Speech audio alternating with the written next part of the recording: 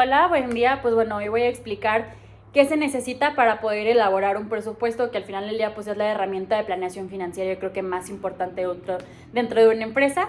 Pero antes de comenzar, necesitas tener la información histórica de la empresa, que incluye pues sus estados financieros, balance general para conocer activos, pasivos, los niveles de inventario, el costo de la materia prima, los gastos operativos como son y pues las políticas de pago y de cobranza. Una vez que ya tienes estos datos, el primer presupuesto que vamos a armar es el de ventas, porque esos van a ser tus ingresos. Para realizarlo, tienes una tablita que es la predicción de ventas en unidades y se clasifican por periodos, puede ser trimestral, bimensual, mensual. Después, la cantidad de unidades vendidas por periodo se multiplica por el precio de venta para poder obtener los ingresos totales. En caso de tener varios productos, haces lo mismo y nada más sumas el total de los productos para poder obtener el total del periodo. De igual manera, en base a la predicción de ventas por periodo es que podemos tener la segunda parte del presupuesto, que es el presupuesto de producción. Este se basa en ventas más inventario final menos inventario inicial. Este presupuesto, a diferencia del anterior, no se calcula en dinero. O sea, el resultado no es dinero, sino unidades. Las ventas se mantienen igual a las proyectadas y para poder obtener el inventario final se toma en cuenta la política de inventarios. Por ejemplo, si te dice que el inventario final es el 20% del segundo mes y para el siguiente mes tienes proyectado una venta de 100 unidades, el inventario final de este mes debe ser de 20 unidades.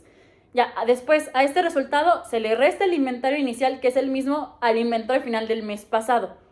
Por ejemplo, si en abril se vendieron 100 unidades y el inventario final de marzo fueron 20 unidades, el inventario inicial de abril es 20 unidades. No obstante, durante el primer periodo del año se toma en cuenta como inventario inicial lo que aparece en el balance general, porque esto fue lo que quedó el periodo pasado o el año pasado. Y pues finalmente, ya que lo tienes, el resultado final es lo que te indica lo que debes de producir durante ese mes para cumplir con la predicción. Ahora, después de ya tienes la venta y conoces cuánto debes de producir, ahora lo que debes de conocer es cuánta materia prima vas a necesitar. Hay una diferencia entre la requisición de compra y cuánto vas a utilizar. El requerimiento, o sea, la tabla de requerimiento te indica la materia prima que necesitas para producir en total. El requerimiento de compras te dice lo que tienes que comprar después de tus inventarios. Es decir, vas a hacer un pastel, necesitas 1 kilo de harina, 200 gramos de mantequilla y 1 litro de leche. Pero ya tienes la mitad en inventarios. No tienes que volver a comprar todos los ingredientes, solamente la mitad que te falta. Teniendo esto en claro, el primer presupuesto que vamos a ver es el de materia prima requerida, que como ya dije es el que te indica cuánta materia prima vas a utilizar en total. ¿Cómo se saca? Pues multiplicas la cantidad de unidades que se van a producir por la cantidad de materia prima que se necesita por cada unidad. Después, esta cantidad se multiplica por el precio de la materia prima para saber cuánto va a costar en total. Igualmente, si hay varias materias primas, se hace la multiplicación, pero reemplazas los datos correspondientemente. Por ejemplo, si una silla necesita medio kilo de, o no sé, media medida de madera y cada una cuesta 3 pesos. Haces la multiplicación y al final sumas el requerimiento de cada materia prima para poder obtener igual el total del periodo.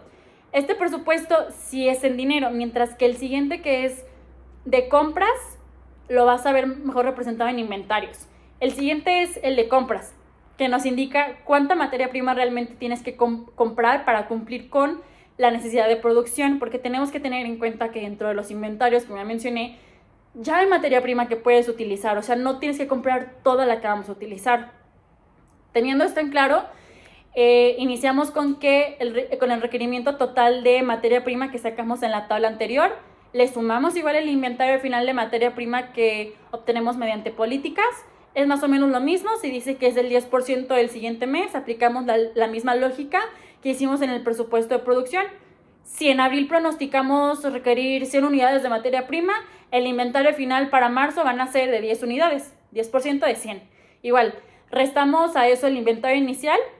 Si vuelve a ser el periodo inicial, se le resta el inventario inicial, es lo que viene en el balance. Todos los periodos en adelante utilizan el inventario final del periodo pasado. Esto al final te va a dar la cantidad total real de materia prima que tienes que comprar. El quinto paso es el presupuesto de mano de obra. Y para este presupuesto tomas en cuenta la cantidad de unidades a producir de nuevo. Primero, tomamos las unidades a producir y las multiplicas por la cantidad de horas que se le necesitan invertir para producirlo y te va a dar el total de horas de mano de obra. Multiplicas esta cantidad por lo que pagas tú, de tarifa de pago de hora, y te va a dar el total de costo de mano de obra mensual. Igualmente, si tienes varios productos, haces la multiplicación correspondiente, sumas todo y te va a dar el costo total de mano de obra para el periodo. Una vez que tienes esto, vamos a sacar los gastos indirectos de fabricación, en donde se toman los gastos indirectos del área de producción, que serían sueldos, rentas, servicios, y primero sumas todos estos para tener los GIF desembolsables, que es el dinero que realmente sale del bolsillo de las empresas, para después sumarle la depreciación que te va a dar los GIF fijos totales. ¿Por qué es importante separarlos? Porque como ya lo mencioné, los desembolsables son los que salen de tu bolsillo. La depreciación no es un gasto que sale directamente de la cuenta de la empresa. Otra cosa importante es que si los gastos vienen anuales o en otro periodo, es importante dividirlos para obtener los gastos mensuales o por el periodo que estás evaluando. Ya después de esto obtenemos los gastos hasta el mes que estamos calculando y divides esta cantidad entre las horas totales de mano de obra igual hasta el mes que estás calculando para poder obtener la tasa de asignación anual predeterminada aquí fijos por hora. Parte del mismo presupuesto es también desglosar a modo de tabla los gastos fijos por periodo, la depreciación por periodo y los GIF desembolsables para poder obtener el total de cada categoría hasta el periodo proyectado. Es decir, si lo haces hasta julio, no lo sacas hasta diciembre. Una vez obtenidos los desgloses de los gastos de fabricación, vamos a pasar a calcular los gastos de ventas y administración, porque a pesar de que no están directamente involucrados en la fabricación del producto, son gastos necesarios para la operación de la empresa. Ok, primero iniciamos calculando los gastos fijos de operación. Vamos a iniciar con ventas, que sumas igual alquiler, sueldos, servicios, y aquí sí tomas en cuenta desde un inicio la depreciación. Estos datos igualmente los obtienes de la información inicial que se te da y en caso de venir anual los divides por el periodo correspondiente. Y ya después de organizarlos, los sumas todos, que te va a dar el gasto de venta fijo. Ahora, para los gastos fijos de administración, hacemos exactamente lo mismo. Sumamos alquiler, sueldos, servicios y depreciación de nuevo. Volvamos a hacer esta suma y ahora te va a dar los gastos fijos de administración. Ya terminaste tus gastos fijos. Ahora, con gastos fijos me refiero a que independientemente de cuánto vende la empresa, si vende o no, estos gastos se van a hacer porque forman parte de la operación de la empresa.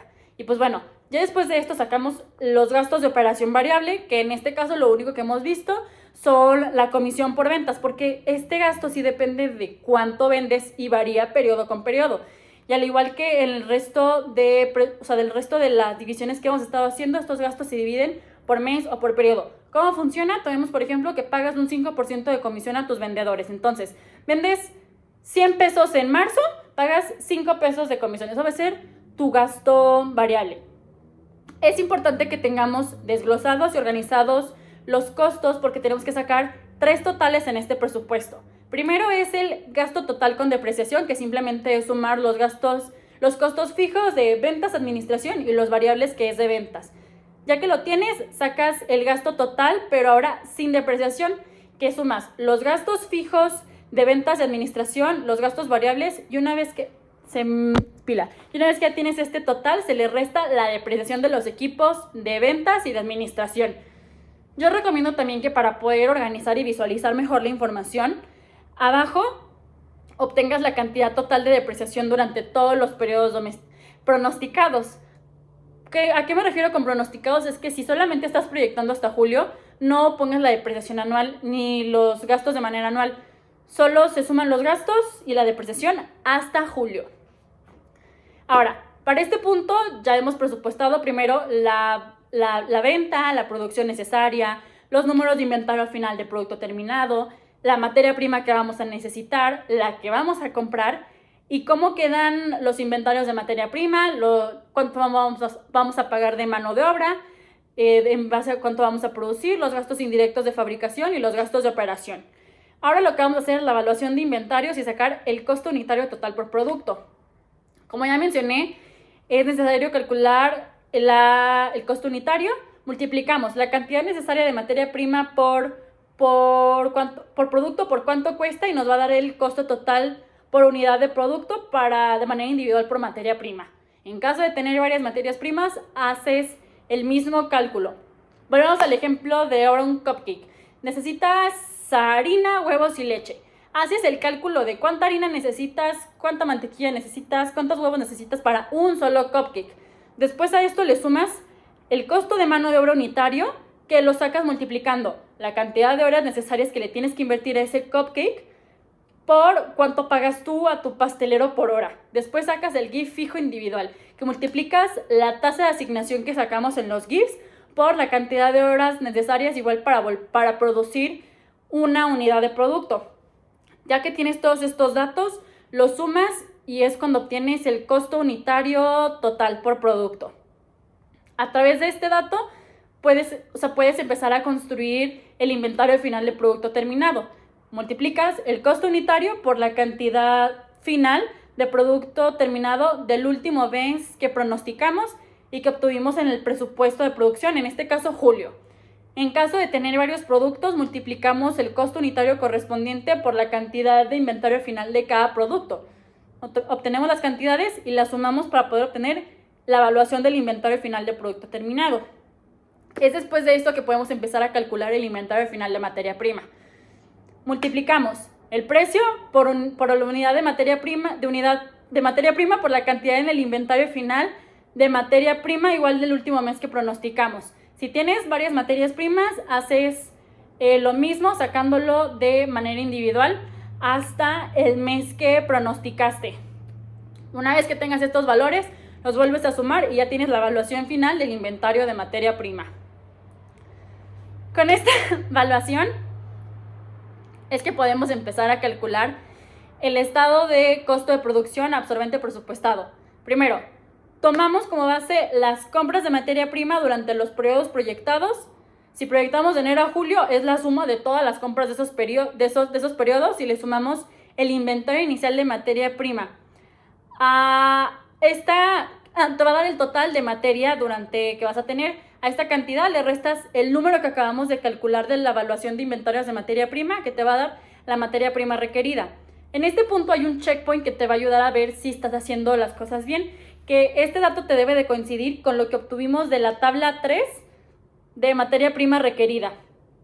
Debe de ser la suma total de los periodos proyectados. Ahora, a este dato le sumamos el total de presupuesto de mano de obra, igual durante todos los periodos, y los gastos indirectos de fabricación fijos, igual por todos los periodos pronosticados, para poder obtener el costo total de manufactura. Este es otro checkpoint y debe de coincidir con el costo total de manufactura, debe de coincidir con la cantidad que obtenemos al multiplicar el total de unidades producidas en todos los periodos por el costo unitario de productos, a la suma total. A este total de costo de manufactura se le suma el inventario inicial de producto en proceso, se le resta el inventario final de producto en proceso y obtienes el total de costo de producción. Ya que tienes este número, le sumas el inventario inicial de producto terminado que viene en el balance general y te va a dar la mercancía disponible para la venta. Y ya lo último que haces es que le restas el valor que acabamos de calcular en la evaluación de inventario final de producto terminado y te va a dar el costo de venta para los periodos pronosticados. Una vez que ya tenemos todos estos datos listos, es que podemos empezar a construir el flujo de efectivo. Para esto tienes que tomar en cuenta las políticas de cobro, pago a proveedores, tasa de interés anual, mensual, sobre el préstamo y las políticas que nos indican el mínimo de efectivo que debe de estar disponible de saldo final en la cuenta. Los flujos de efectivo por periodo se dividen en 3 categorías: operación, inversión y financiamiento. La operación se refiere a las entradas y salidas de efectivo relacionados con lo que se dedica la empresa. Primero, las entradas es cuánto dinero entra a la empresa y viene por cobro a clientes, las ventas que realizaste, dependiendo también de tus políticas de cobranza que te indican en qué mes lo vas a hacer y en qué porcentaje lo puedes ir haciendo. Puedes registrar una venta en marzo y no cobrarla hasta mayo, pero eso, lo que viene en tu política, debe de estar registrado igualmente en tu flujo.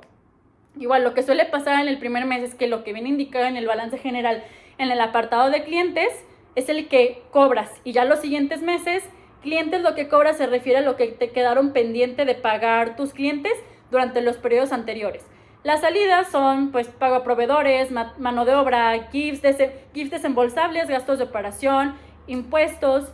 Las empresas, como manejan el cálculo para saber cuánto deben de pagar impuestos por mes, hacen un cálculo y a este porcentaje se le llama factor de pago de impuestos y se aplica sobre las ventas ya pronosticadas.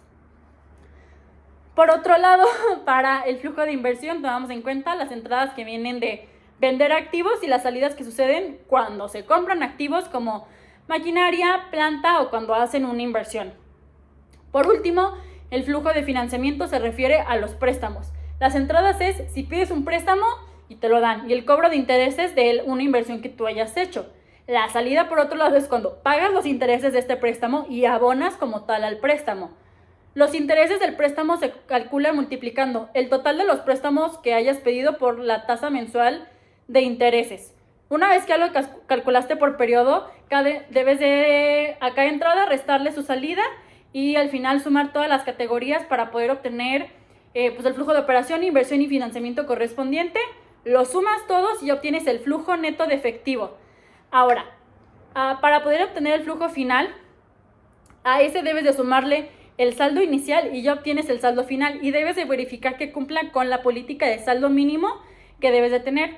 Tu saldo inicial para el siguiente periodo igual es el final del periodo anterior. Ok. En el flujo, igualmente ya puedes ir viendo cuáles cuentas van a ir en el balance general. La primera es clientes, que es el total de ventas que todavía no se han cobrado. Las cuentas por pagar, que es lo que tú no le has pagado a los proveedores. Y el préstamo por pagar es lo que quedó de abonar del préstamo total que pediste durante todos los meses, más el inicial. Una vez que tienes todos estos datos, empezamos a construir el estado de resultados. Primero es ventas, que serían todas las hechas durante los periodos proyectados, menos costo de ventas, que eso ya lo calculamos en el paso 3, paso 9, y te va a dar la utilidad bruta. Después, le restamos los gastos de ventas y administración con depreciación. Esto es muy importante que se haga porque cuando te permiten hacer esto es un beneficio fiscal que al final del día va a hacer que pagues menos impuestos. Esta resta ya nos va a dar la utilidad operativa. Ya a esa utilidad le restas los intereses pagados, que sería la cantidad de todos los periodos calculado en el flujo de efectivo. También a veces se le conoce como RIF porque tanto puede ser una salida como una entrada porque hayas hecho una inversión. Y este resultado se le conoce como utilidad antes de impuestos. Después restamos a esa utilidad los impuestos, que es básicamente la tasa de impuestos por esa utilidad, que finalmente te va a dar la utilidad neta. Y ya, después de todo esto es que pasamos al último estado, que es el balance general. Iniciamos de nuevo con los activos. Primero, activos circulantes, que son pues efectivos, que es el saldo final del último periodo proyectado. Las cuentas por cobrar, los clientes, los inventarios de materia prima, producto en proceso, que no hay producto terminado, y ya te va a dar el total de activos circulante. Activos fijos serían planta y equipo. Lo que tenías en el balance inicial, le sumas lo que compraste durante estos periodos, y después para sacar la depreciación es igual lo que tenías en el balance general más la depreciación acumulada en el paso 7 y la depreciación acumulada de los periodos en el paso 6. A la planta, al equipo, le restas la depreciación y te va a dar el total de activo fijo. Al final sumas activo a corto plazo, fijo, y te va a dar el activo total. Pasamos con los pasivos. Igualmente iniciamos pasivo a corto plazo, que es deuda a proveedores, que ya obtuvimos desde el flujo, los impuestos por pagar que se obtienen restando los impuestos que se marcan en el estado de resultados, menos los que se pagaron por periodo y que vimos en el flujo de efectivo a través del factor, y esto te daría el total de pasivos a corto plazo. El préstamo sería tu pasivo a largo plazo, y al final sumas el de corto plazo y largo plazo y te va a dar el total de pasivos. Para el capital contable inicias con el capital social, que es el mismo del balance anterior, las utilidades retenidas, que son las mismas, y al final le sumas las utilidades del ejercicio, que sería la utilidad neta que calculamos desde el estado de resultados. Sumas pasivo y capital contable y debe de cuadrarte exactamente con la misma cantidad que tienes en tus activos. Si no dio, es porque hay un problema, y yo sí recomiendo que hagas mano de los checkpoints que ya mencioné anteriormente para verificar con mayor facilidad en qué punto te equivocaste. Pues bueno, para concluir me encantaría recalcar la importancia de generar estos cálculos porque te permiten generar mejores decisiones financieras, hacer mejores predicciones para evitar liquidez, como se puede ver en el estado de flujos de efectivo. Eso te permite pronosticar si vas a tener la suficiente cantidad de dinero en tu cuenta, si tienes que pedir un préstamo, si tienes que eficientar ciertos procesos.